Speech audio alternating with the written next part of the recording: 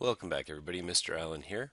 I'm going to go through a fairly quick example here of factoring an expression, a quadratic expression of the form ax squared plus bx plus c using the Australian method.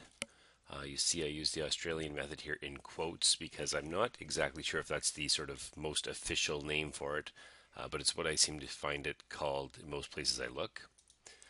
So the specific example I'm going to use is 6x squared plus 19x plus 8. And essentially the method tells us that much as we would with other methods, if you've seen decomposition before, we multiply the first term here, or the coefficient of the first term, by the final term. We get the value 48, so 6 times 8 is 48. And we're looking for two values that multiply to that same 48 and which add to the 19 in the middle. Okay, so again, very similar to decomposition if you have seen decomposition before. Those two values in this case are 16 and 3. Now, I know if I'm sort of thinking ahead here that what I'm going to end up with is something that looks like this. In fact, this is the final answer. I know that the first term here, the 6x squared, comes from the values that begin my brackets, the 3x here and the 2x. We multiply those to get the 6x squared.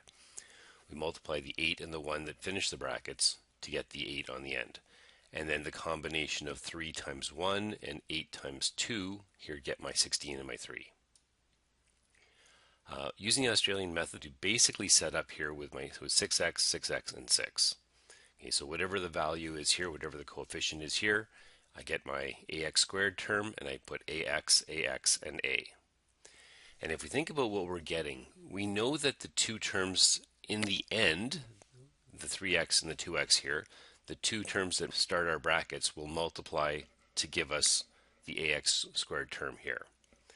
So by starting off with 6 and 6, I'm going to have a value of 36 here. I'm ending up with a value that's 6 times bigger than what it should be, so I'll just divide the final answer by 6.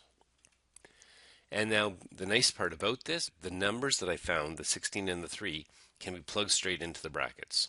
I know this is not what I'm looking for because again, I'm looking to have two nice sets of binomials here multiplied as my final answer. But hopefully you can see that each of the binomials in the numerator here has a common factor that can be factored out. So 6x and 16 has a common factor of 2, 6x and 3 has a common factor of 3. And so I'll factor out those two values, and provided I've done everything correctly, those two values will always multiply to be the same value as the one that I'm dividing by. Again, I started with numbers that I knew were 6 times too big, and so I should be able to factor out a 6 here to divide out the 6 in the denominator. And I just sort of wrote a little note here for my students off to the side saying, remember, 6 divided by 6 is 1. That's what I'm doing here. I'm not quote-unquote canceling. There's no such thing as canceling in math. I'm dividing 6 by 6 because I have a 6 in the numerator, a 6 in the denominator, and my final answer will be what I'm left with there.